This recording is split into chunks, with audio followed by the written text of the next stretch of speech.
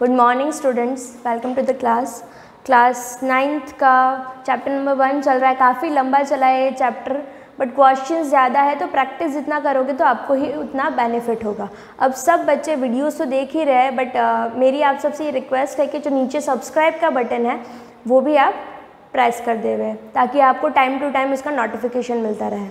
अब जो लास्ट हमने किया था rationalisation of denominator, I hope सारे क्वेश्चंस आपसे हो रहे हैं। अब हम आज जो करेंगे दैट इज क्वेश्चन नंबर 12, 1.6 का ही चल रहा है।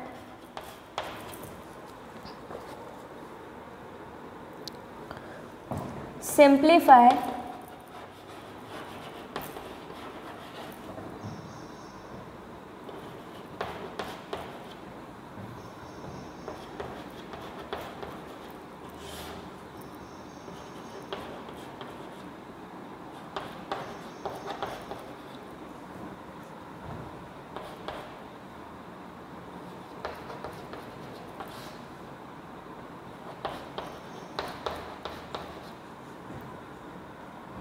by rationalizing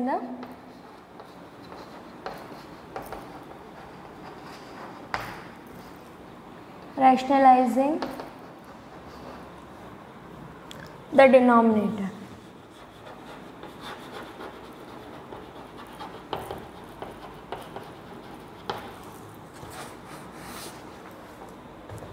अब देखो ये क्वेश्चन, आपको ये जो क्वेश्चन गिवन है इसको सिंप्लीफाई करना है।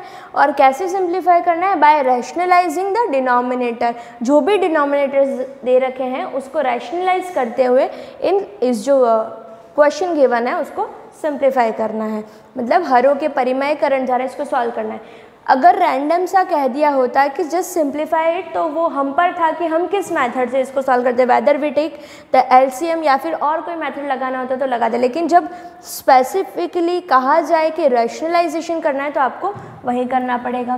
तो ये जो क्वेश्चन है फर्स्टली लेते हैं 3√2 - 2√3 अपॉन 3√2 + 2√3 प्लस 2√3 अपॉन √3 - √2। अब देखो एक चीज़ तो ये कि आप स्टेप बाय स्टेप करते जाएं और जैसे साथ साथ में इसको भी सॉल्व कर रहे हैं, इसको भी सॉल्व कर रहे हैं। एक तो ये चीज़, या फिर एक ऑप्शन ये भी होता है कि अगर मैं इसको इक्वेशन नंबर 1 दे दूँ और जो फर्स्ट जो टर्म आपको दे रखी इसको अलग से सॉल्व करें और जो सेकंड टर्म दे रखी उसको अलग से सॉल्व करें। दोनों का अपना अपना एक वैल्यू आ जाएगा। मान लेते हैं इसका आंसर आया 6, इसका आंसर आया 5 सॉल्व करने पर। तो हम क्या करेंगे, इसकी जगह पर 6 लिख लेंगे, इसकी जगह पर 5 लिख लेंगे, बीच में जो प्लस का साइन है वो लगा देंगे और डायरेक्ट टोटल कर देंगे 11। इसकी वजह से क्या, एक साथ जब आप कैलकुलेशन करते हो तो उसमें मिस्टेक होने के चांसेस ज़्यादा होते हैं, लेकिन जब आप अलग अलग करोगे तो ये चीज़ थोड़ी सी कम हो जाएगी। तो इसमें मैंने क्या किया, सॉल्यूशन आपका स्टार्ट हो रहा है यहीं से। इसको फर्स्टली मैंने इक्वेशन नंबर 1 दे दिया। हम स्टेप बाय स्टेप इसको सॉल्व करेंगे। अब आपका ये एक अलग क्वेश्चन बन गया, ये एक अलग क्वेश्चन गया। फर्स्टली सॉल्व करें 3√2 - 2√3 वाली ये फर्स्ट टर्म को। तो इस टर्म को लेते हैं हम 3√2 - 2√3 अपॉन 3√2 + 2√3। क्लियर? फर्स्ट टर्म को सॉल्व कर रही हूँ मैं। This is equal to 3√2 - 2√3 upon 3√2 + 2√3। इसी का सिंप्लीफिकेशन हम कर रहे हैं कि इसकी बजाय ये चीज़ भी लिखी जा सकती है।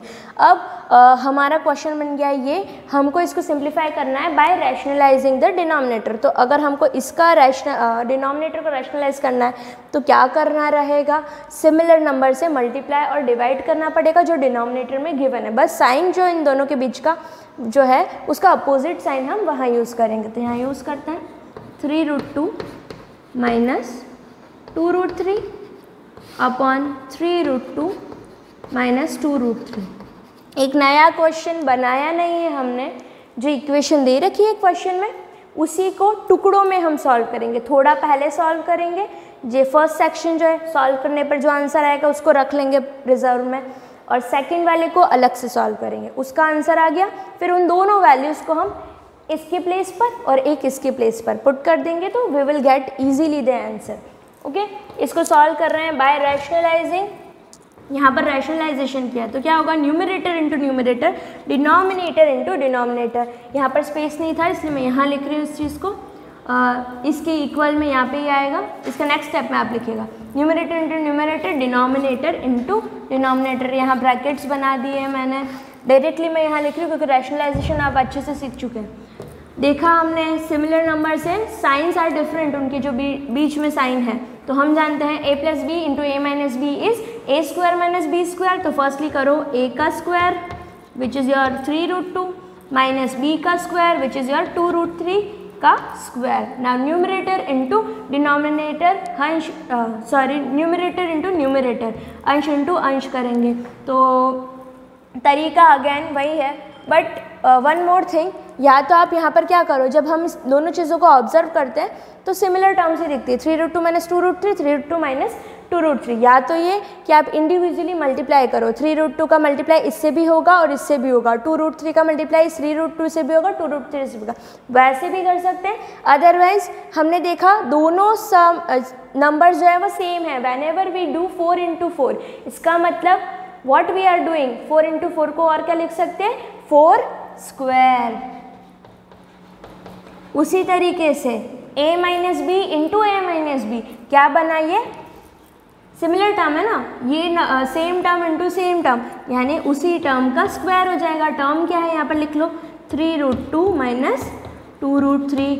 अब हम इसका एक्सपेंशन करेंगे, हमारी जो आइडेंटिटी है जो हमने काफ़ी बारी पढ़ चुके हैं, a माइनस बी का होल स्क्वायर, वो अप्लाई करेंगे। 3√2 माइनस 2√3 का होल स्क्वायर, तो यहाँ पर हम एक्सपेंशन करेंगे 3√2 माइनस 2√3 का होल स्क्वायर। अपॉन में क्या है, यहाँ देखो 3√2 का स्क्वायर माइनस 2√3 का स्क्वायर, तो 3 का भी स्क्वायर होगा, √2 का भी स्क्वायर होगा, क्योंकि ये दोनों ही मल्टीप्लिकेशन में है। तो 3 का स्क्वायर क्या बनता है, 9, इंटू में कौन है, √2 का स्क्वायर क्या बनेगा, 2, क्योंकि रूट, होल रूट और स्क्वायर एक साथ आएंगे तो वो आपस में कैंसिल हो जाएंगे और अंदर वाला आंसर आएगा। तो 9 इंटू 2 यहाँ पर आ गया, माइनस 2√3 का स्क्वायर, इसका मतलब 2 का भी स्क्वायर होना है और √3 का भी स्क्वायर होना है, तो 2 का स्क्वायर इज 4, √3 का स्क्वायर 3। क्लियर है। अब ऊपर वाले का एक्सपेंशन करेंगे, a माइनस बी का होल स्क्वायर। जो भी फॉर्मूलाज लगा रहे हो आप वो मेंशन ज़रूर करेंगे, जैसे a माइनस बी का whole square is equal to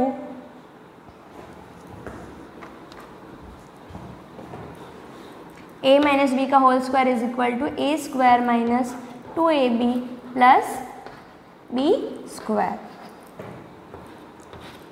a minus b का whole square that is equal to, अब a की जगह कौन है, 3√2। हमारे क्वेश्चन में a की जगह कौन है, 3√2, और b की जगह कौन है, 2√3। Okay, now put the values. इसकी जगह पर क्या आना चाहिए, a का स्क्वायर, a कौन है, 3√2 माइनस 2ab, तो 2 इंटू a इंटू b, तो a कौन है, 3√2 इंटू b यानी कि 2√3, लास्ट में क्या आएगा प्लस का b स्क्वायर, b क्या है हमारा 2√3। अब इसी चीज़ को हम सॉल्व करेंगे। इक्वेशन 1 आपने नोट कर ही लिया है कि this is your equation 1।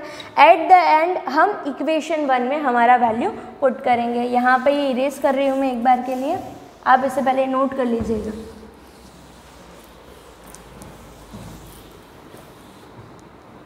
Okay, आगे इसको सॉल्व करते हैं, क्या बनता है देखते हैं। सिंप्लीफाई करना है हमको तो एट द एंड। अब जैसे फर्स्ट जो टर्म आपको यहाँ दे रखे 3√2 का स्क्वायर, चाहे तो मैं लिख लेती हूँ वो टर्म को फिर से, 3√2 का square minus 2 into 3√2 into b आ गया 2√3, फिर at the end plus b का स्क्वायर यानी कि 2√3 का स्क्वायर। ये क्वेश्चन है 3√2 माइनस 2√3 अपॉन, वहाँ लिखा 9 इंटू 2 माइनस 4 इंटू 3, अब इसको सॉल्व करते हैं, देखते हैं क्या आंसर आता है। 3√2 का स्क्वायर मतलब 3 का स्क्वायर भी होगा और √2 का भी स्क्वायर होगा। 3 का स्क्वायर इज 9, √2 का स्क्वायर क्या बनेगा 2 आएगा, माइनस 2 इंटू 3, अब इसको मल्टीप्लाई कर दो जो सिमिलर टर्म्स दिख रही है, 2 3 2, तो 2 3 ज़ा 6, 6 2 ज़ा 12। नाउ यहाँ क्या √2 है, √3 है, दोनों नंबर्स पर रूट है, दैट मीन्स हम इस चीज़ को लिख सकते हैं एज वी नो कि √a इंटू √b लिख रखा है, तो हम इसको लिख सकते हैं √a इंटू b। तो a की तो ये √2 इंटू √3 है, तो इसको लिख सकते हैं √2 इंटू 3, तो √2 इंटू 3 क्या बनेगा √6, प्लस अगेन 2 का स्क्वायर 4 इंटू √3 का स्क्वायर 3, क्योंकि रूट और स्क्वायर एक साथ आएंगे तो वो कैंसिल आउट हो जाएंगे, अपॉन 9 इंटू 2 18 माइनस 4 इंटू 3 12। ना इसको सॉल्व करो, क्या आएगा 9 2 ज़ा 18 माइनस 12 √6 प्लस 4 3 ज़ा 12 अपॉन 18 माइनस 12, क्या वैल्यू बनेगा 18 माइनस 12, तो यहाँ पर आ जाएगा 6, और सिंप्लीफाई किया 18 प्लस 12, आंसर आएगा हमारे पास 30 माइनस 12 √6 अपॉन 6। और अगर सिंप्लीफाई किया जा सकता है तो आप कर सकते हैं, जैसे इन दोनों में से जो चीज़ कॉमन आ रही है हम निकाल सकते हैं।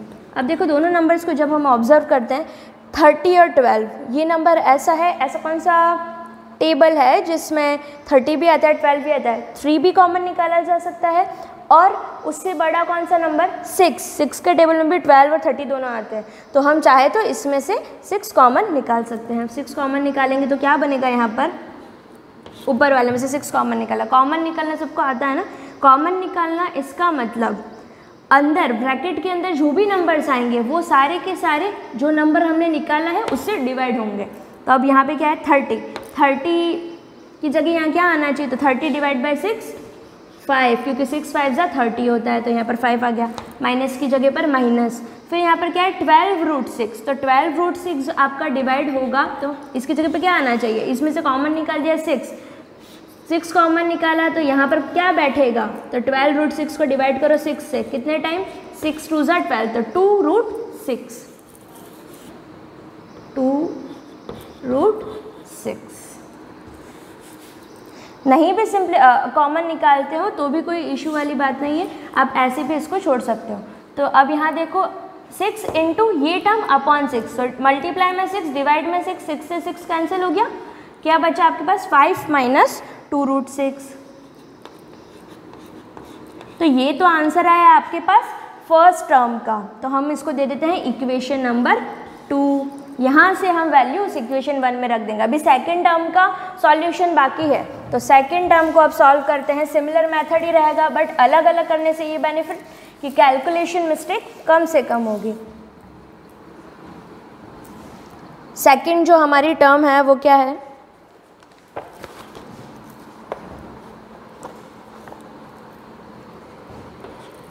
नाउ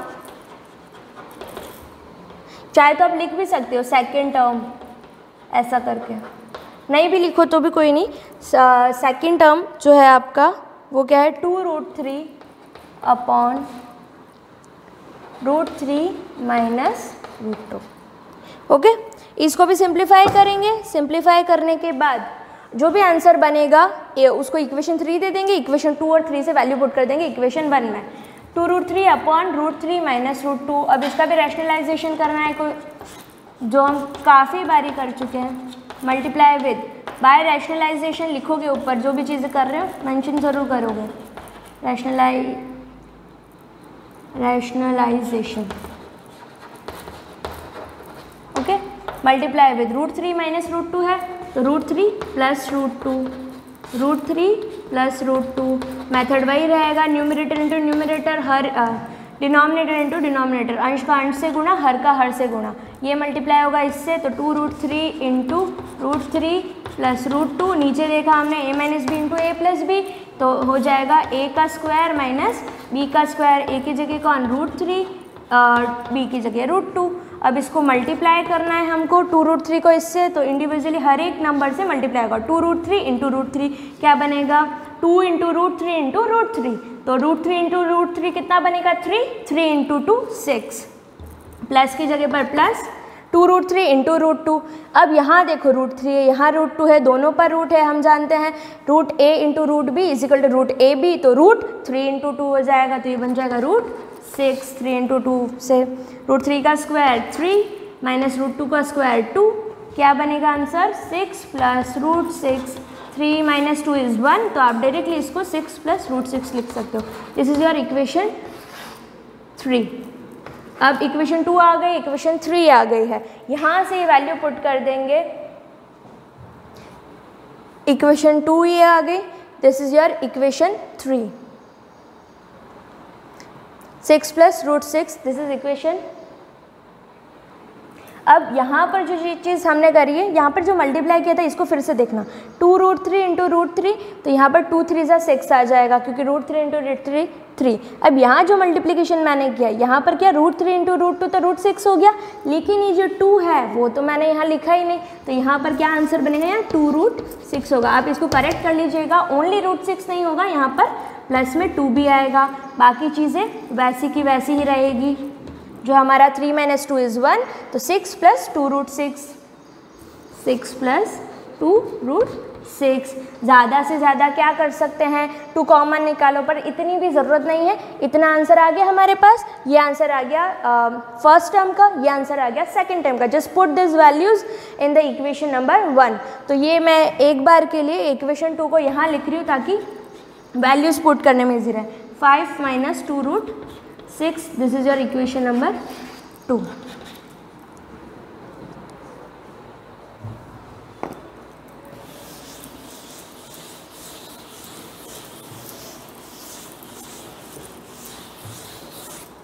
अब क्या करेंगे, now put the values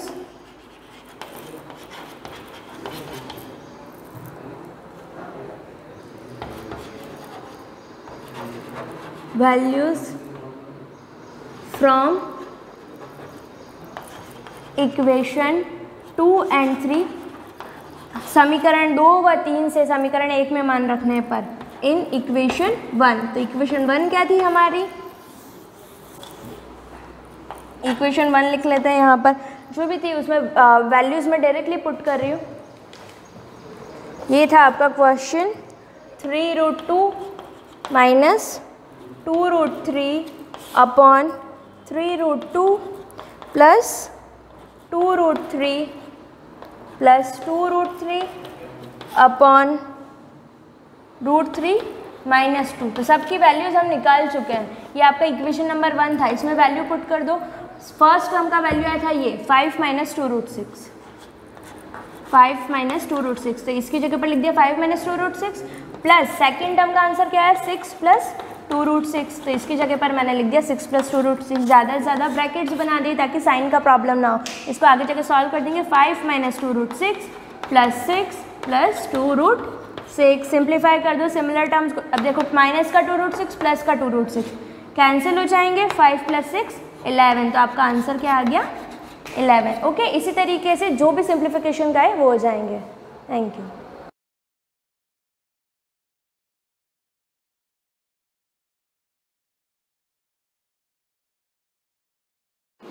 welcome back students. हम डायरेक्ट इनडायरेक्ट पढ़ रहे थे। डायरेक्ट इनडायरेक्ट में कुछ टॉपिक्स जो थे वो हमारे कंप्लीट हो गए थे। कुछ चीज़ें थी जैसे लास्ट वीडियो में मैंने बताया था आपको प्रोनाउंस के अकॉर्डिंग चेंज था कि पहले तो मैंने पर्सन्स के बारे में बताया था। 3 पर्सन्स होते हैं, first person, second person, third person. First person में आते हैं आई और वी।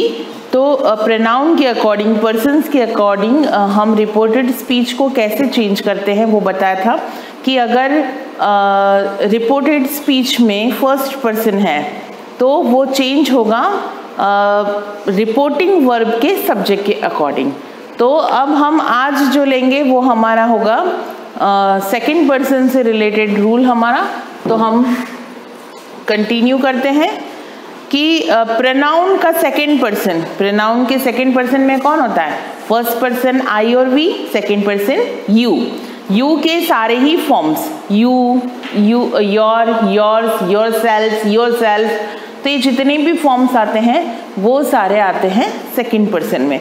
तो आज हम उससे रिलेटेड देख लेते हैं कि अगर रिपोर्टिंग वर्ब में सेकंड पर्सन है तो वो किसके अकॉर्डिंग चेंज होगा?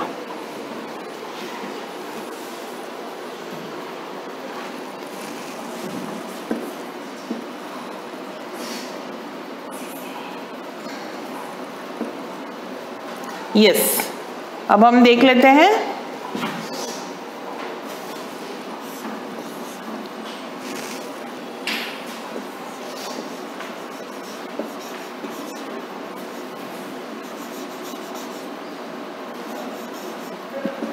Pronoun of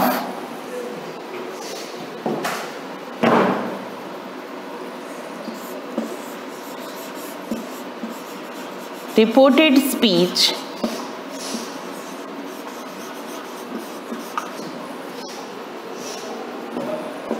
change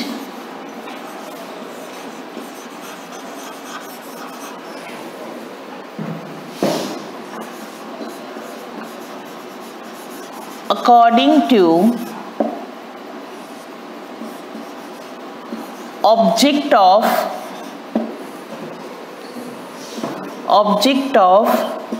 reporting verb।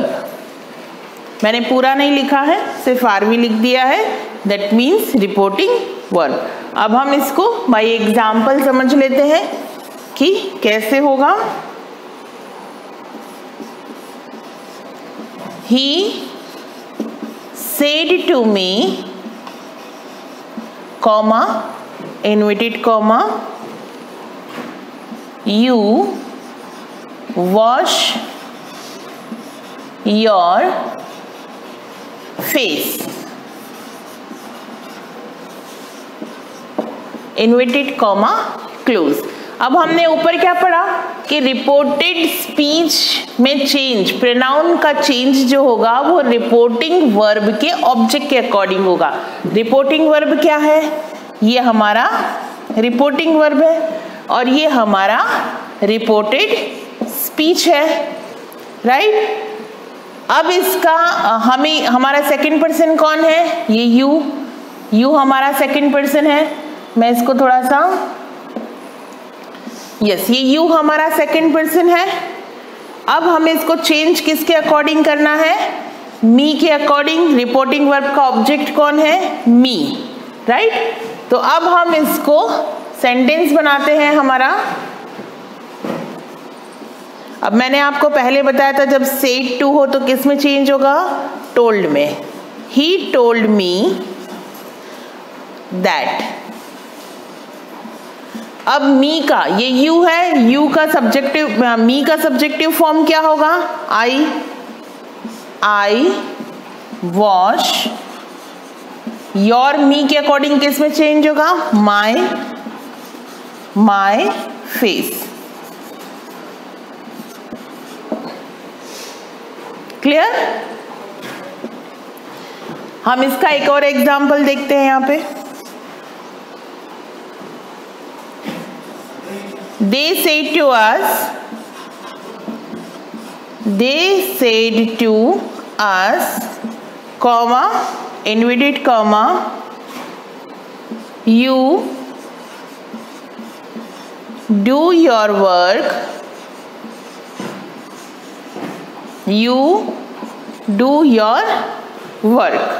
inverted comma, close। अब यहाँ पे ऑब्जेक्ट क्या है? अस। तो हमें अस को, यू को किसके अकॉर्डिंग चेंज करना है? अस के अकॉर्डिंग। अस का हमें सब्जेक्टिव फॉर्म लिखना पड़ेगा। They told us that we, देखिए यहाँ पे मैंने थोड़ी सी मिस्टेक की थी, वॉश्ड होगा यहाँ पर। ये फर्स्ट फॉर्म है तो फर्स्ट फॉर्म सेकंड पर चेंज हो जाएगी। You did our work, full stop। Yes, do को हमने किस में चेंज किया? डिड में। फर्स्ट फॉर्म है तो ये फर्स्ट फॉर्म जब इनडायरेक्ट में आएगी तो किस में चेंज हो जाएगी? सेकंड फॉर्म में। चेंज सारे टेंस के अकॉर्डिंग वही रहेंगे। अभी हम प्रोनाउंस के अकॉर्डिंग चेंज कर रहे हैं, तो प्रोनाउंस के साथ साथ हमें टेंस को ध्यान रखते हुए भी सारे चेंजेस करने हैं। हम एक और देख लेते हैं एग्जाम्पल हमारा third.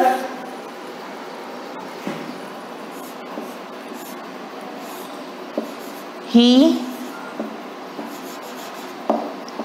said to you, comma, inverted comma,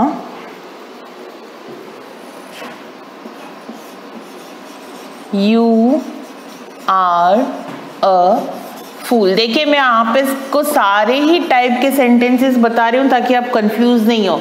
अब हमारा यहाँ ऑब्जेक्ट भी यू है और यहाँ पे हमें चेंज भी यू के अकॉर्डिंग करना है। तो ऐसे सेंटेंसेस जब आ जाते हैं तो इनमें प्रोनाउंस के अकॉर्डिंग कोई चेंज नहीं होगा, क्योंकि ये यू सेकंड पर्सन है, सेकंड पर्सन ऑलरेडी यहाँ दे रखा है, तो हम सिर्फ यहाँ का टेंस ही चेंज करेंगे। ही told you that you were a fool।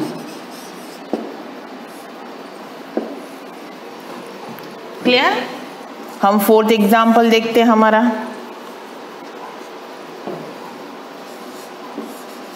She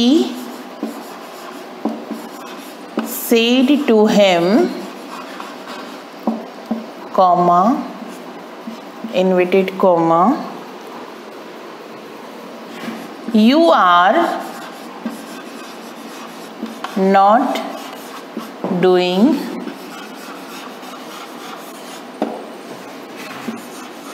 any work, inverted comma close। अब यहाँ पर हमें क्या दे रखा है? हिम को हम इसके अकॉर्डिंग चेंज करेंगे, राइट? क्या बनेगा? She told him. अब इसके साथ साथ हमें टेंस भी ध्यान रखना है, that he was not doing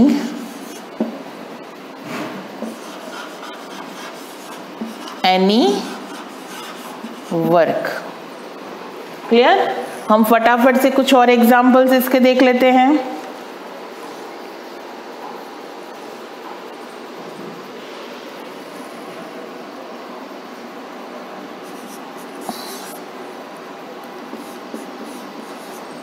He said to me, comma, inverted comma, you work very hard, inverted comma close। क्या बनेगा? मी के अकॉर्डिंग चेंज करना है। He told me that, you किस में चेंज होगा? आई में। I worked very hard. ठीक है? अब यहां पर अब एक और चीज मैं आपको बताना चाह रही हूं, वो है अगर ऑब्जेक्ट नहीं दिया हो, इन केस ऑब्जेक्ट अगर नहीं दे रखा है, जैसे मैं एक सेंटेंस यहाँ पे लिख देती हूँ, उसके बाद ही आपको समझाती हूँ। ये मेरा 6th एग्जाम्पल है।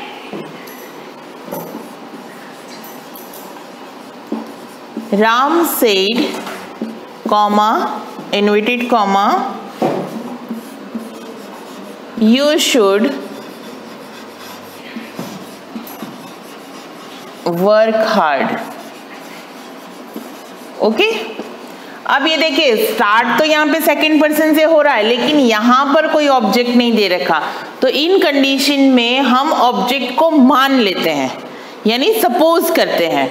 सपोज यानी कि हम यहाँ पर ही भी सपोज कर सकते हैं और शी भी सपोज कर सकते हैं। हम हमारे अकॉर्डिंग यहाँ पर कुछ भी रख सकते हैं।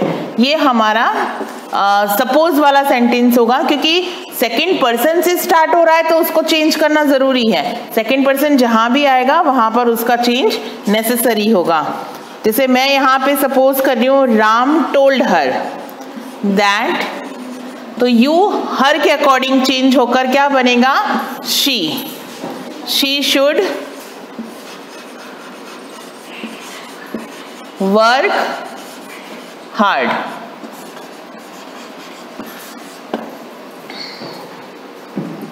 एक और एग्जाम्पल के थ्रू आपको क्लियर कर देती हूँ ताकि आपका कंफ्यूजन दूर हो जाए।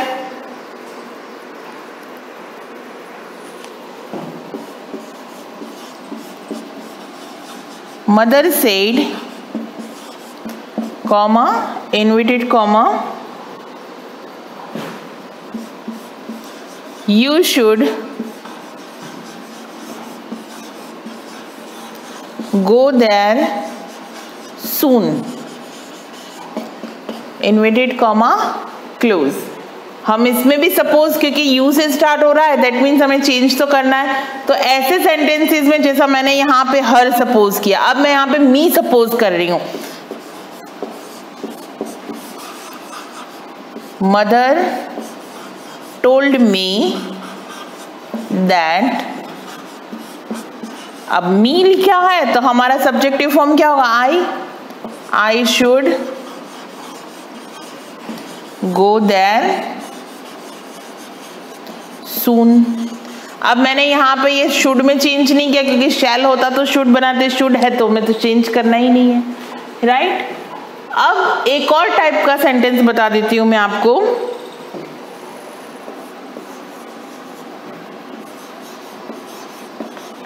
The old man said, comma, inverted comma,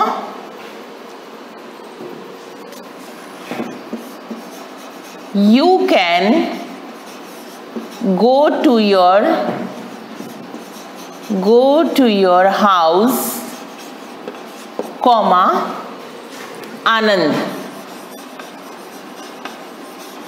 inverted comma close. अब ऐसे सेंटेंसेस जिसमें कोई नाम, ये सेंटेंस खत्म हो रहा है, उसके बाद वहां पर एक कॉमा है, कॉमा के बाद एक नाम दे रखा है, या फिर इस कॉमा के बाद इन्वर्टेड कॉमा जहां से स्टार्ट होते हैं वहां पर एक नाम दे रखा है, देन कॉमा करके सेंटेंस लिख रखा है, तो इसको हम ऑब्जेक्ट ही मानेंगे। तो क्या लिखेंगे, द ओल्ड मैन टोल्ड, अब ये जो आनंद है ये आगे आ जाएगा, आनंद that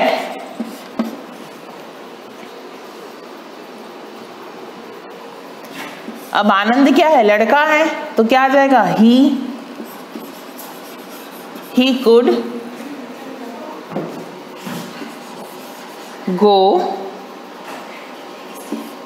to his house.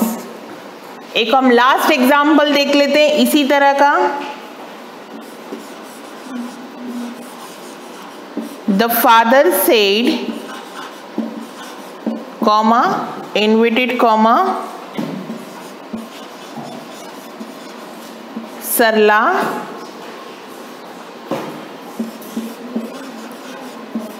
you have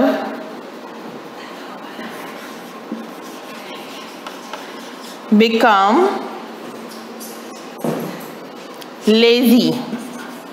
देखिए यहां पर ये मैंने सेकंड टाइप का सेंटेंस बताया है ना, यहाँ पे कॉमा के बाद आनंद था और यहाँ पे ये कॉमा फिर इन्वर्टेड कॉमा सरला नाम लिख रखा, देन उसके बाद फिर से एक कॉमा है। तो इस तरह के जो भी सेंटेंस आते हैं हम उसको सपोज यहाँ मान लेते हैं, तो इसको भी हम सपोज आगे ही मान के चलेंगे कि ये the father said, sorry told आएगा,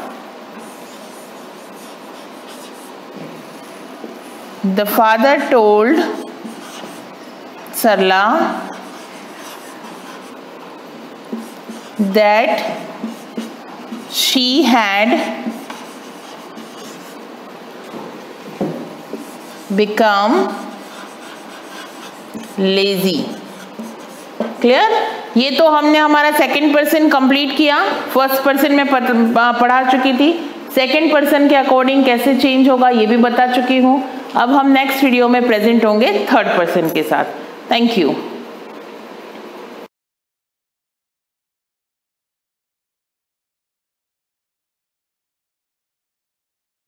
सुप्रभात विद्यार्थियों, कल हमने वाक्य विचार पर अध्ययन किया था, जिसमें क्रिया के आधार पर, रचना के आधार पर, अर्थ के आधार पर तीनों अध्ययन किया था। इससे ही मिलता जुलता, वाक्य से ही मिलता जुलता वाक्य शुद्धिकरण है, जो हमारे 8th क्लास, 9th क्लास और 10th तीनों में है। विशेषकर 10वीं के विद्यार्थियों के लिए वाक्य शुद्धिकरण संबंधित 2 नंबर का प्रश्न बनता है और दोनों वाक्यों में विभिन्न प्रकार के पदक्रम हो, लिंग संबंधी हो, वचन संबंधी हो, विभिन्न प्रकार के उसके बारे में अध्ययन करना जरूरी होता है। वाक्य शुद्धि से पहले शब्द शुद्धि आता है ना। तो शब्द शुद्धि की बात करते हैं पहले। तो शब्द शुद्धि में क्या होता है, देखो कुछ शब्द ऐसे हैं जिनको बोलने पर जो उनका हम बोले उससे हट के निकलता है, तो जिसका जो बोल रहे हैं उससे रिलेटेड, उससे संबंधित होना चाहिए। जैसे हम अहिल्या लिखते हैं, अहिल्या शब्द वास्तविकता में गलत है, इसका सही अर्थ क्या होगा, अहल्या होगा, है ना। हम अपने जीवन में कुछ न कुछ शब्द जैसे त्योहार लिख लेते हैं, तो गलती से हम त्योहार में 2 मात्रा कर देते हैं, लेकिन वास्तविकता में देखा जाए तो त्योहार में 1 मात्रा होती है। जल्दबाजी में कभी परीक्षा शब्द लिखने के लिए कह दिया जाए, हम परीक्षा में री छोटा लिख लेते हैं, लेकिन वास्तविकता में परीक्षा में री बड़ा होगा। इस प्रकार बहुत से शब्द हैं जिनको लिखने पर हमें या ध्यान रखना चाहिए, कहीं मात्राओं का ध्यान रखना चाहिए, उनके ध्यान रखने से कहीं न कहीं विभिन्न प्रकार के अशुद्धियों से बचा जा सकता है। इन्हीं से रिलेटेड आज संबंधित अपन वाक्य शुद्धिकरण पर जाएंगे, क्योंकि वाक्य शुद्धि में ही शब्द शुद्धि समाहित है। जब शब्द शुद्ध होगा तो वाक्य भी शुद्ध होगा। वाक्य शुद्धि में अपन बात करें तो वाक्य क्या है, वाक्य शुद्धि में क्या किया जाता है उसका देखें। देखो, जिस प्रकार शब्दों के शुद्ध प्रयोग हेतु सावधानी रखी जाती है, हमने देखा अहिल्या है, अहिल्या होता है वास्तविकता में, त्योहार है, परीक्षा है, विभिन्न प्रकार के जो भी शब्द हैं उनको कैसे लिखा जाता है, आशीर्वाद है, र की मात्रा कहाँ आएगी, उज्ज्वल है। तो विभिन्न प्रकार के शब्दों को देखें तो यहाँ तो वाक्य शुद्धि में जिस प्रकार शब्दों के शुद्ध प्रयोग हेतु सावधानी रखी जाती है, उसी प्रकार वाक्य के प्रयोग के समय भी सावधानी रखना आवश्यक होता है। नहीं तो वाक्य में अशुद्धि होगी और वाक्य में दोष आ जाएगा, जिसके कारण वाक्य में त्रुटि रहने से वाक्य का सार्थक अर्थ प्रकट नहीं होगा।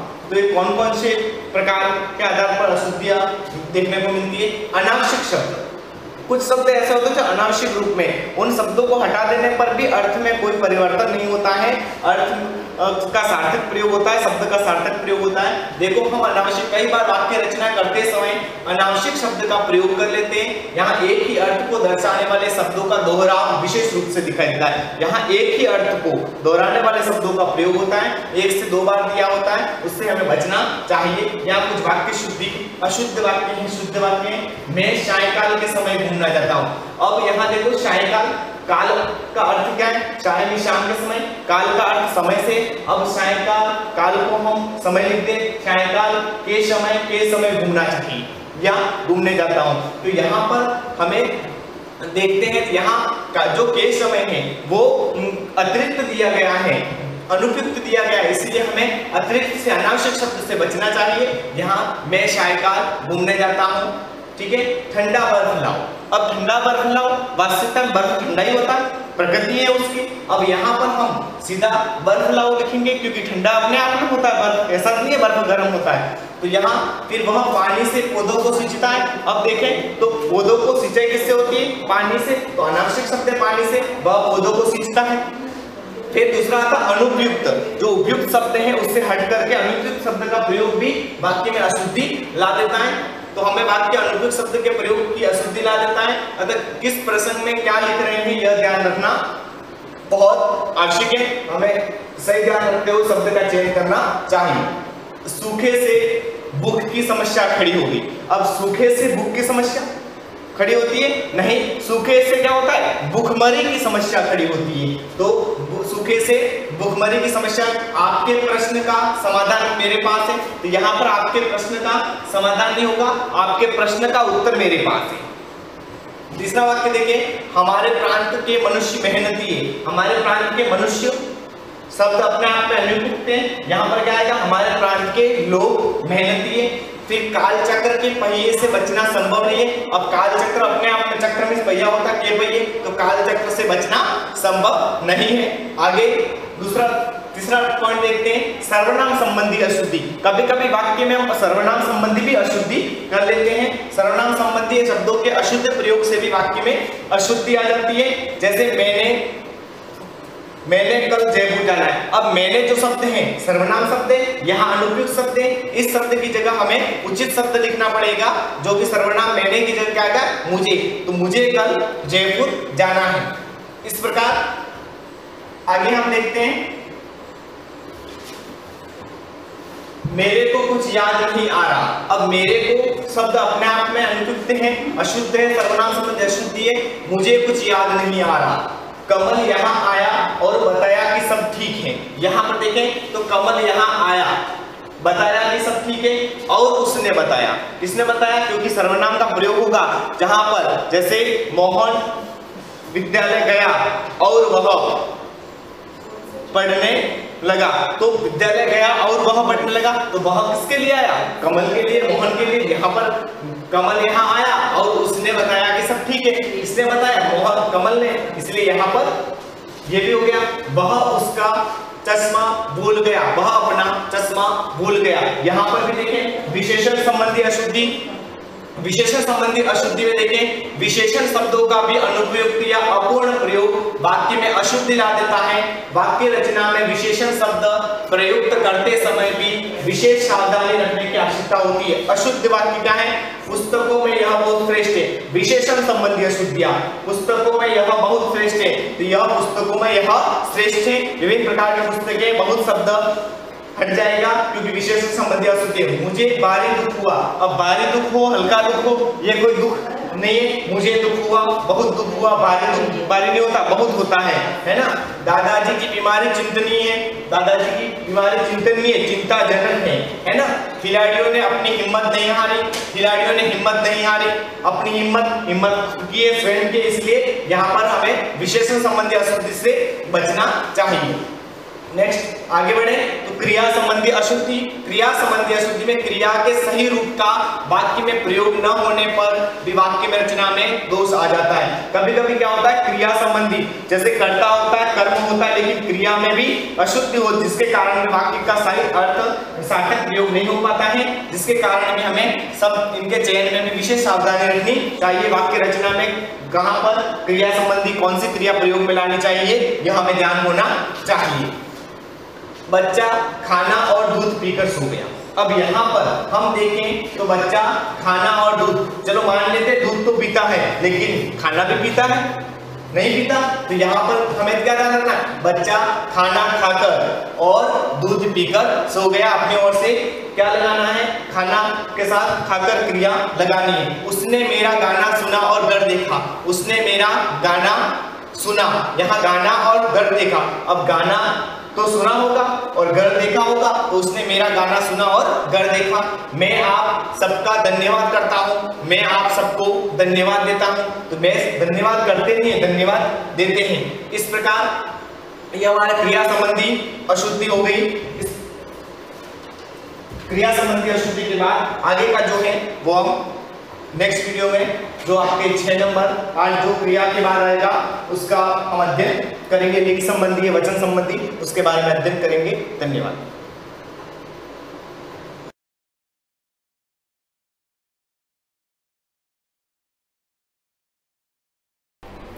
Good morning students. Unit of life जो चल रहा है उसका पार्ट 23 लेंगे हम। काफ़ी बड़ा लेसन है ये, आपको इसके प्रॉपर नोट्स बनाने हैं, वरना अभी तक तो जो हमने शुरू किया था ना रॉबर्ट हुक वाला, कि सबसे पहले सेल को डिस्कवर किया, बार्क प्लांट की जो बार्क सेल होती है, डेड सेल को डिस्कवर किया था, फिर हमने सेल थ्योरी पढ़ी थी, देन माइक्रोस्कोप पढ़ा था, बहुत सारी चीज़ें पढ़ ली हमने, सेल वॉल, सेल मेम्ब्रेन, ये सब चीज़ें पढ़ ली, 2 प्लांट सेल, एनिमल सेल। तो आप प्रॉपर नोट्स बनाओगे फिर तो ठीक है, नहीं तो आपको लगेगा कि ये कितने दिन से जो चैप्टर चल रहा है कुछ समझ में ही नहीं आ रहा है। नोट्स बनाते रहोगे तो दिमाग में एक क्लियर चीज़ रहेगी कि इन चीज़ को पढ़ने के बाद ये चीज़ पढ़ते हैं। सेल थ्योरी भी पढ़ी थी हमने, है ना, बहुत सी चीज़ें थी। जैसे लास्ट प्रीवियस 22 पार्ट की बात करूँ तो उसमें हमने देखा था कि यहाँ पर डिफ्यूजन और ऑस्मोसिस दोनों में डिफरेंस क्या होता है। एक टेबल देखी थी, ऑस्मोसिस और डिफ्यूजन में फ़र्क क्या होता है। दोनों में बहुत सारी सिमिलरिटीज़ है, बट कुछ बातों में डिससिमिलरिटीज़ है जो हमने बेसिकली टेबल में देख चुके थे हम। अब मैं लूँगी आपका नेक्स्ट यहाँ पर osmotic environment of a cell. Table के बाद ही ये चीज़ आपकी बुक में भी दे रखा होगा। The external osmotic environment of a cell is described in term of tonicity. इसको अंडरलाइन करो, टोनिसिटी आपके लिए वर्ड नया है, इसका मीनिंग क्या है वो ये खुद बता रहा है। External osmotic environment of a cell, एक सेल है, सेल के बाहर का ऑस्मोटिक एनवायरनमेंट कैसा है, हायर कंसंट्रेशन वाला है, लोअर कंसंट्रेशन वाला है। तो उसको इतना सब कुछ बोलने से एक पर्टिकुलर एक वर्ड या एक टर्म दे दी और उस टर्म को हम बोलते हैं टोनिसिटी। टोनिसिटी का मीनिंग है कि किसी सेल, पर्टिकुलर सेल के बाहर का ऑस्मोटिक एनवायरनमेंट कैसा है, उसके आगे उसके आसपास में जितने मॉलिक्यूल्स मूवमेंट कर रहे हैं वो हायर कंसंट्रेशन वाले हैं, लोअर कंसंट्रेशन वाले, उनके सेल के अंदर कौन सी कंसंट्रेशन है, सेल के बाहर कौन सी कंसंट्रेशन है। तो इस चीज़ को समझने के लिए एक वर्ड दिया, एक टर्म दिया जिसको हम बोलते हैं tonicity. On the basis there may be following 3 type of solution. इसके बेस पर सॉल्यूशन को 3 कैटेगरी में कैटेगराइज किया। फर्स्ट ए है हाइपोटोनिक, आइसोटोनिक एंड लास्ट है हाइपरटोनिक सॉल्यूशन। सॉल्यूशन मतलब किसकी बात कर रही है, सॉल्यूशन 3 टाइप के हो जाते हैं। फर्स्ट को हम पढ़ते हैं हाइपोटोनिक। हाइपोटोनिक क्या होता है, these are dilute solution which have an osmotic concentration lower than that of intracellular fluid, cytoplasm and cell sap। Example भी दे दिया इसने। ये जो हाइपोटोनिक सॉल्यूशन होता है ये कैसा होता है, डाइल्यूट। डाइल्यूट का मीनिंग होता है प्योर, इसके अंदर वाटर अमाउंट कम होता है। एकदम प्योर चीज़ को हम क्या बोलते हैं, इसके अंदर वाटर अमाउंट होगा यानी कि प्योर नहीं होगा। एक होता है कंसनट्रेट, कंसनट्रेट का मैंने उल्टा बोल दिया, कंसनट्रेट का मीनिंग होता है फुल्ली प्योर, उसके अंदर वाटर अमाउंट बहुत ही कम होता है। और डाइल्यूट का मीनिंग होता है उसमें वाटर अमाउंट ज़्यादा होता है। Solution which have an osmotic concentration lower than that of intracellular fluid, मतलब ये कि सेल के अंदर जो लिक्विड भरा हुआ है जिसको हम बोलते हैं साइटोप्लाज्म या सेल सेप। सेल सेप या साइटोप्लाज्म एक ही वर्ड है।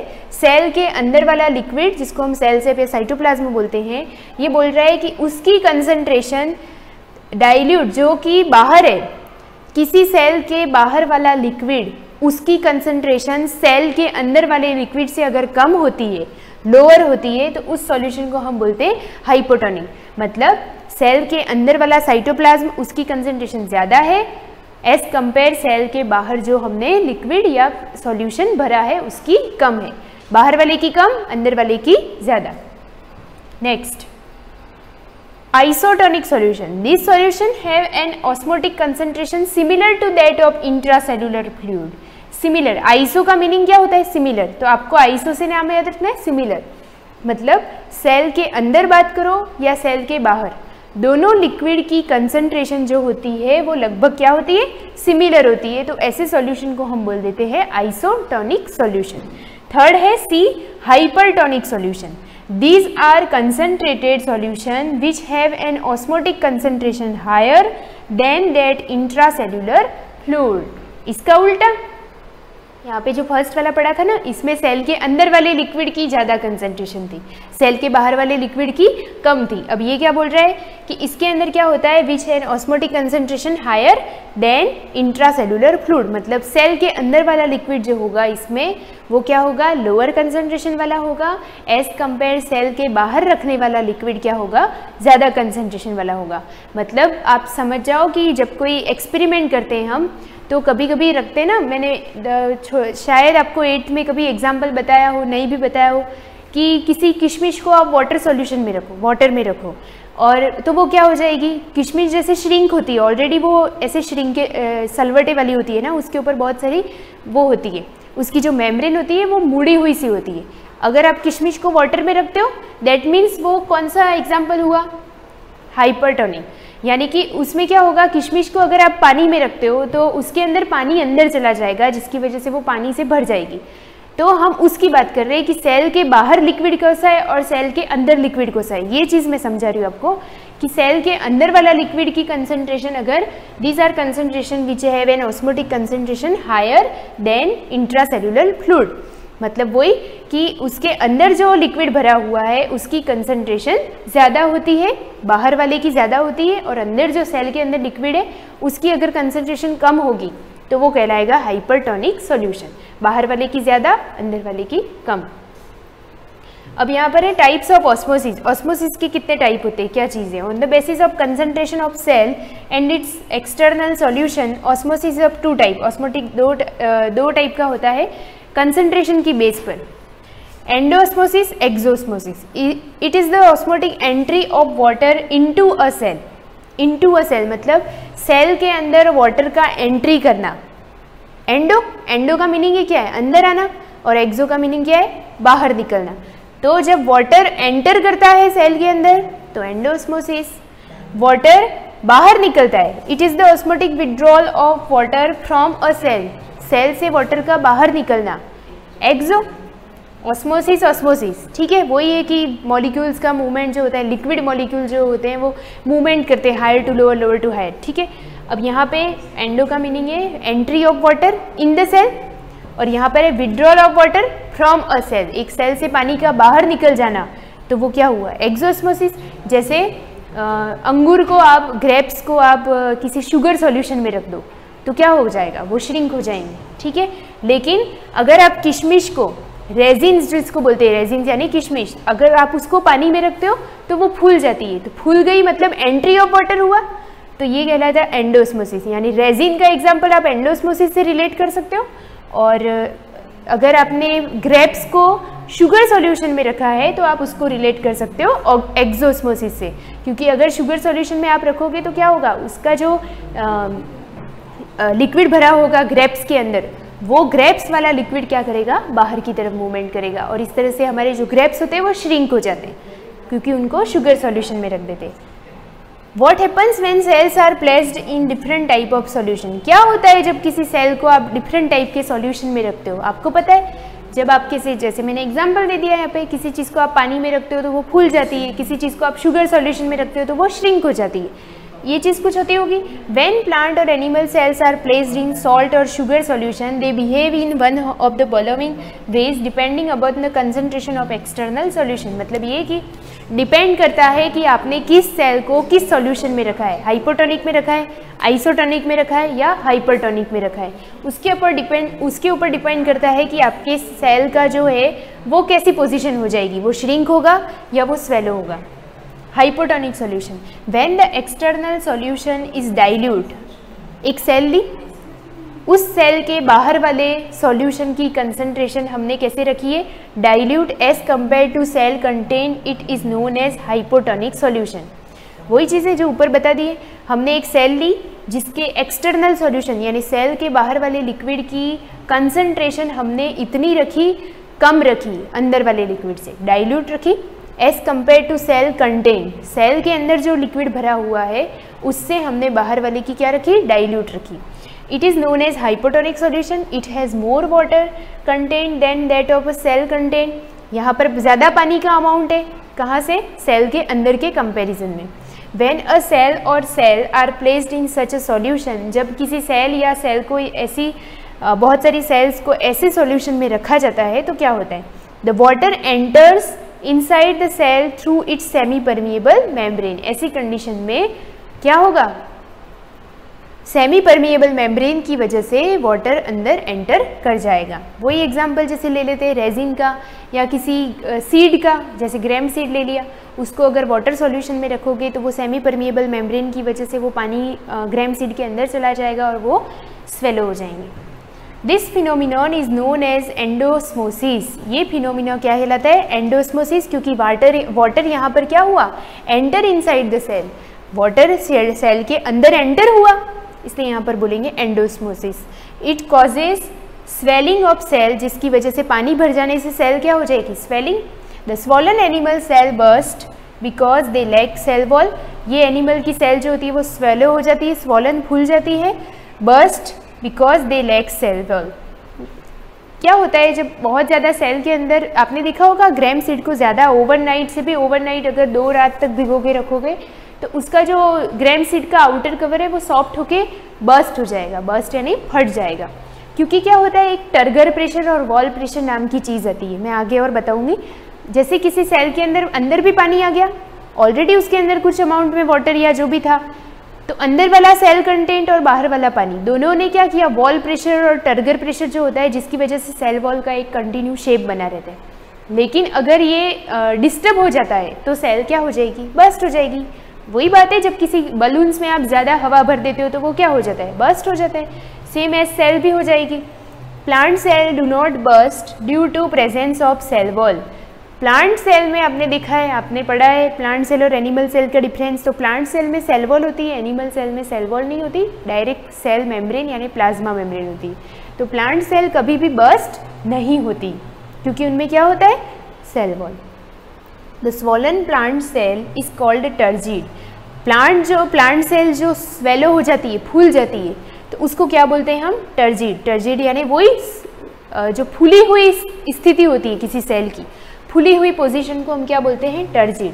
Swelling produce a pressure called turgor pressure.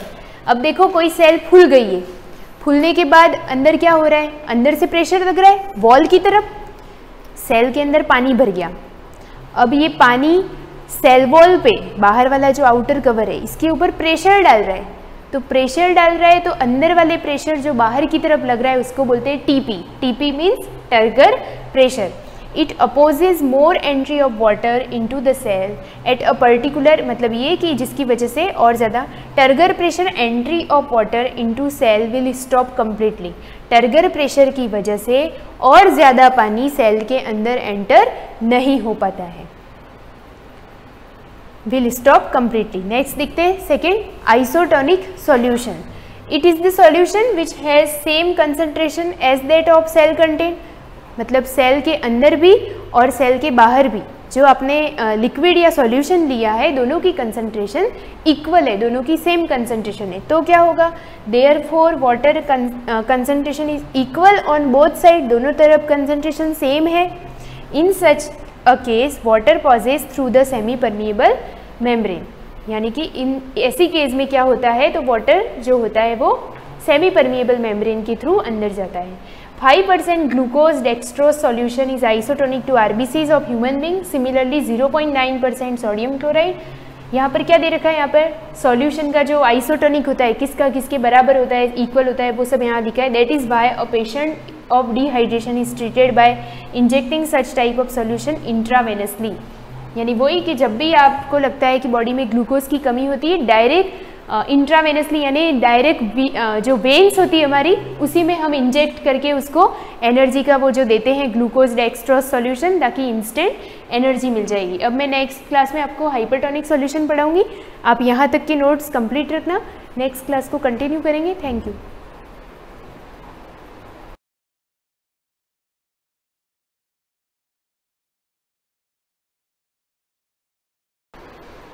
Good morning students, हम ज्योग्राफी का सेकंड चैप्टर पढ़े थे, फिजिकल फीचर्स ऑफ इंडिया। इसके अंदर जो हमने फर्स्ट पढ़ा था 6 आपके डिवाइडेशन दे रखे थे कि कौन कौन से फिजिकल फीचर्स आते हैं इंडिया में। उसमें फर्स्ट हिमालय के बारे में अपना कंप्लीट हो गया था टॉपिक। नेक्स्ट जो अपन पढ़ने वाले हैं, सेकंड पॉइंट दे रखा है द नॉर्थर्न प्लेन्स। प्लेन्स का मतलब क्या होता है, मैदान। अब जो उत्तरी मैदान जो दे रखा है भारत में, उसके बारे में हम पढ़ेंगे। सबसे पहले आपको ये पता होना चाहिए प्लेन्स होता क्या है। मैदान होते के बनते कैसे हैं। तो मैंने आपको ये चीज़ बताई थी कि ये जो सारा डिवाइडेशन कर रखा है वो किससे कर रखा है, किस बेस पे कर रखा है। जो सागर का तल होता है उसमें क्या होता है, हाइट फिक्स कर रखी होती है कि इतने ऊपर का जो क्षेत्र है वो मैदान कहलाएगा, उसके बाद प्लेन्स कहलाएगा, प्लेट्यू कहलाएगा, माउंटेन कहलाएगा।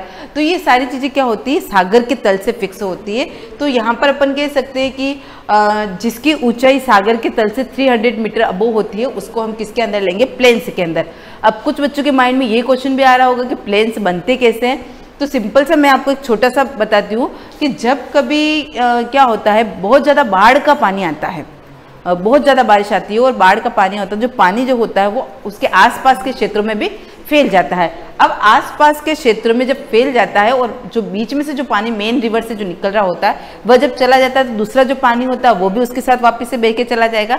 तो जो उसके आसपास के क्षेत्रों में जो पानी बहा था, और हम लोगों ने एक पॉइंट पढ़ा था कि भांगर पढ़ा था हमने, जिसमें क्या दे रखा है आपको कि नवीन मिट्टी आती है। क्या होता है, जब नदियों का जल बह के आता है तो उसके साथ क्या होता है, नवीन मिट्टी बह के आती है। तो जो नई मिट्टी जो होती है वो आसपास के क्षेत्र में किसका निर्माण करती है, प्लेन्स का निर्माण करती है, मैदान का निर्माण करती है। तो यहाँ पर अपने जो मैदान का निर्माण हुआ है वो यहाँ पर अपने भारत के संदर्भ में पढ़ते तो हम क्या दे रखा है, गंगा, ब्रह्मपुत्र और इंडस, इन 3 नदियों के बेस पर ये जो प्लेन्स दे रखा है, नॉर्थन प्लेन्स, इसका निर्माण हुआ है। अब आपके क्लियर हो गया कि प्लेन्स बनते कैसे हैं और किन रिवर्स के बने हैं, किन रिवर्स के थ्रू बने हैं, तो इंडस, गंगा और ब्रह्मपुत्र रिवर्स। देखो क्या दे रखा है, the northern plain has been formed by the interaction of the 3 major river system. देखो दे रखा है इंटरेक्शन, यानी कि आपस में जो उनका इंटरेक्शन हुआ, कौन कौन सी नदियों का हुआ, नेमली अंडरलाइन करना इसको आप, the Indus, the Ganga and the Brahmaputra. किन किन नदियों से हुआ है, the Indus, the Ganga and Brahmaputra along with their tributaries. Tributaries का मतलब होता है उनकी साथ की और सहायक नदियाँ। मेन नदियों के साथ सहायक नदियाँ भी तो होती है, ऐसा तो नहीं होता है जो मेन नदियाँ होती है वही काम करती है, उसमें छोटी छोटी नदियाँ मिलकर भी अपना काम करती हैं। This plain is formed by alluvial soil. क्या दे रखा है, आप अंडरलाइन करना है इसको भी कि यह जो प्लेन बने हुए हैं वो कौन सी मिट्टी से बने हुए हैं, एल्यूवियल सोइल से बने हुए हैं। This alluvial has been deposited in a huge basin on the foothills of the Himalaya over millions of years and has thus formed the fertile plains। देखो क्या दे रखा है, ध्यान से सुनना है इसको। This alluvial soil, अब जो ये alluvial soil है deposited in a huge basin, deposited यानी कि बहुत ज़्यादा मात्रा में, बेसिन ऑन द फूथ हिल्स, जो हिमालय के जो फूथ हिल्स है, जो कह सकते कि जो नीचे का पार्ट है वहाँ पर ये मिलियन ऑफ ईयर्स, हजारों लाखों सालों पहले क्या हो गई थी, बन गई थी। और उनके बनने से यहाँ पर किसका निर्माण हुआ, फर्टाइल प्लेन यानी कि उपजाऊ मैदान का निर्माण हुआ। तो यहाँ पर अपने को क्या बता रखा है कि प्लेन्स कैसे बनते, तो यहाँ पर दे रखा फर्टाइल प्लेन्स यानी कि उपजाऊ मैदान कैसे बने। The northern plains spread over an area of 7 lakh square kilometre. क्या दे रखा है, जो नॉर्थन प्लेन्स का जो क्षेत्र है वो कितना फैला हुआ है, 7 lakh square kilometre. The plains is densely populated physiographic division. अब इसके अंदर ये क्या बता रखा है कि ये जो प्लेन है, ये जो क्षेत्र है, इसके अंदर बहुत ज़्यादा जनसंख्या रहती है। क्यों रहती है कि अब सबसे मेन पॉइंट है, अगर आपको ये कहते तो फर्टाइल प्लेन है। फर्टाइल का मतलब क्या होता है, जहाँ की जमीन उपजाऊ होती है। अगर जमीन उपजाऊ होती है तो कृषि भी अच्छी होगी, कृषि अच्छी होंगे तो उसके बेस पर जो उद्योग धंधे होते हैं बड़े बड़े वो भी अच्छे होंगे। यानी कि एक चीज़ होने से उसके आगे की जो क्रम है वो क्या होगा, अच्छा बनता जाएगा। तो यहाँ पर बहुत ज़्यादा पॉपुलेशन रहती है। Having a length about 2400 kilometre and breadth about 240 to 320 kilometre. क्या दे रखा है, इसकी लेंथ बता रखी है आपको और ब्रीथ बता रखी है। It is agriculture very productive part of India. देखो यहाँ पर आ गया। अब अगर आप लोगों से पूछा जाए, ऐसा रीज़न पूछा जाए कि नॉर्थन प्लेन्स के अंदर ज़्यादा पॉपुलेशन क्यों रहती है, तो उसका रीज़न क्यों आएगा, फर्स्ट रीजन आएगा उस वहाँ की जो प्लेन है वो कैसा है, फर्टाइल है, यानी कि उपजाऊ प्लेन है। उसकी वजह से एग्रीकल्चर अच्छा होता है और एग्रीकल्चर अच्छा होने से वहाँ पर जो दूसरे बिजनेस होंगे, एग्रीकल्चर से रिलेटेड जो बिजनेस होंगे वो भी अच्छे होंगे। तो वहाँ के जो लोग होंगे उनको वो काम भी आसानी से मिल जाएगा। और इस क्षेत्र में बारिश की भी ऐसी कोई प्रॉब्लम नहीं होती कि बारिश कम होती है, बारिश भी यहाँ पर अच्छी हो जाती है, जिससे कि एग्रीकल्चर का काम अच्छा होता है। तो क्या दे रखा है, it is agriculture a very productive part of India with rich soil. अब दे रखा है रिच का मतलब धनी या पूंजीपति नहीं कह सकते, यहाँ पर जो सोइल की जो क्वालिटी है वो बहुत अच्छी है। Cover combined with adequate water supply and favourable climate. क्या दे रखा है? कवर कंबाइंड विथ एडिक्वेट का मतलब होता है पर्याप्त मात्रा में उसको पानी मिल जाता है, और फेवरेबल क्लाइमेट जैसा जलवायु जैसा मौसम एक फसल के उत्पादित होने में चाहिए वैसा वहाँ पर मिल जाता है। तो ये जो सारी फैसिलिटी मिलती है वो अपने को किसके अंदर मिलती है? नॉर्थर्न प्लेन्स के अंदर मिल जाती है। द रिवर्स स्लोपिंग फ्रॉम, अब क्या दे रखा है? The rivers sloping from the Himalaya are involved in depositional work. In the lower course of these rivers, the velocity and the river decrease due to gentle slope, which result in the formation of riverine island. देखो क्या दे रखा है? The rivers sloping from the Himalaya, क्या दे रखा है? जो भी नदियाँ, क्योंकि जो नदियाँ होती है ना वो किसी न किसी पहाड़ियों से निकलती है, उनका जो उद्गम होता है वो कहाँ से होता है? पहाड़ियों से होता है। तो जो ढलान होगी उससे नीचे तो आएगा पानी। तो यहाँ पर भी दे रखा है sloping from the Himalaya are involve in the depositional work in the lower course of this rivers. उनका जो नीचे का जो पार्ट होता है, द वेलसिटी का मतलब उसकी गति, किसकी? नदी की गति। अब the river decrease due to gentle slope, जैसे जैसे वो जनरल सामान्य स्लोप पे जाएगी तो उसका जो रिवर की गति जो होती है, वेलसिटी जो होती है वो क्या होगी? डिक्रीज होती जाएगी। Which result in the formation of riverine island, उसके कारण से क्या बनता है? रिवराइन आइलैंड बनता है, यानी कि नदी द्वीप समूह बनता है। तो अपने ये ग्लोसरी वर्ड में आया था रिवराइन आइलैंड, तो ये किससे बनता है? Result of formation. कौन सा फॉर्मेशन? ये वाला। The velocity of the river decrease due to gentle slope, which result is the formation of riverine island. Next दे रखा है The rivers in their lower course spilt in numerous channels due to deposition of slate. These channels are known as distributaries. क्या दे रखा है? अगर आपसे पूछा जाए distributaries किसको कहते हैं? The river of their lower course spilt into numerous channels due to deposition of slate. Slate का मतलब क्या होता है? घात, अलग अलग प्रकार की उसमें मिट्टी की जो मात्रा पाई जाती है। दिस चैनल, उसके आधार पर जो कहते हैं ना सहायक नदियाँ कह सकते हैं, या फिर उनको बांटने का जो काम होता है उसको हम क्या कहते हैं? डिस्ट्रीब्यूटरीज हम कहते हैं। यानी कि बांटने का जो काम होता है, किस किस बेस पर हम जो डिवाइडेशन करेंगे उसको हम क्या कहेंगे? डिस्ट्रीब्यूटरीज कहेंगे। Parts of the northern plan, अब इस हमने जैसे हिमालय के पार्ट्स पढ़े थे उसी प्रकार से अब हम पढ़ेंगे पार्ट्स ऑफ नॉर्थर्न प्लेन्स, यानी कि नॉर्थर्न प्लेन के अंदर कौन कौन से पार्ट आते हैं, फिर उनका भी क्या कर रखा है? वापस सब डिवाइडेशन कर रखा है। फर्स्ट दे रखा है पंजाब प्लेन्स, उसमें भी आपके पंजाब प्लेन्स था, ओरिजिनल के अंदर था। अब इसके अंदर देखो, the western part is called the Punjab plains. कौन सा पार्ट आएगा? Western part. It is formed by river Indus and tributaries and largely lies in Pakistan. देखो क्या दे रखा है? ये किससे बना हुआ है? Is formed by river Indus and tributaries. Indus नदी और उसकी सहायक नदियों से, उसकी ज्यादातर जो साइड है वो कहाँ पर है? पाकिस्तान के अंदर। River Indus along with its tributaries the Jhelum, the Chenab, the Ravi, the Beas, Satluj, origin in the Himalaya. ये सारी इसकी सहायक नदियाँ हैं, Jhelum, Chenab, Ravi, Beas and Satluj. This part of the plain is dominated by the Doab. क्या दे रखा है? This part is the plain is dominated by the Doab. Doab means क्या होता है? टू रिवर्स के बीच की जो जमीन होती है उसको हम क्या कहते हैं? दोआब कहते हैं। ये हमने पहले भी पढ़ लिया था। दो नदियों के बीच की जमीन को हम क्या कहेंगे? दोआब कहेंगे। नेक्स्ट दे रखा है Ganga plain. The Ganga plain spread between Ghaggar and Teesta river. ये कहाँ से कहाँ फैला हुआ है? Ghaggar and Teesta river. It extend over the state of north India. अब इसके अंदर कौन कौन से स्टेट आते हैं? Haryana, Delhi, UP, Bihar, partly Jharkhand and West Bengal of its east. ये सारे क्षेत्र किसके अंदर आएंगे? गंगा प्लेन्स के अंदर आएंगे। लास्ट दे रखा है Brahmaputra plains. It is eastern part of plains extend Assam to Bangladesh. ये कहाँ से कहाँ तक है? असम से बांग्लादेश तक। तो यहाँ पर हमने आज जो पढ़ा नॉर्थर्न प्लेन्स के बारे में, नॉर्थर्न प्लेन्स इंपॉर्टेंट क्यों है, कैसे बनता है, ये भी मैंने आपको बता दिया। उसके बाद वहाँ पर लोग क्यों ज़्यादा रहते हैं, पॉपुलेशन बहुत ज़्यादा क्यों हुई, क्योंकि वहाँ की मिट्टी जो बहुत उपजाऊ है, इसलिए वहाँ पर एग्रीकल्चर का वर्क अच्छा होता है, और एग्रीकल्चर का वर्क अच्छा होता है तो पॉपुलेशन भी वहाँ पे बहुत ज़्यादा है, क्योंकि उनको एग्रीकल्चर से रिलेटेड जो भी इंडस्ट्रीज होती है, जो भी बिजनेस होता है, वो उनको वहाँ पर आसानी से अवेलेबल हो जाता है। उसके बाद पानी भी वहाँ पर, बारिश भी अच्छी होती है, वहाँ का क्लाइमेट भी अच्छा है, वहाँ की मिट्टी भी अच्छी है, इसलिए इस क्षेत्र में ज़्यादा पॉपुलेशन रहती है। तो इसका एक पार्ट हमने पढ़ लिया है नॉर्थर्न प्लेन्स का। अब जो नेक्स्ट दे रखा है रीजन्स ऑफ नॉर्थर्न प्लेन्स, इसको हम कल कंटिन्यू करेंगे। Thank you.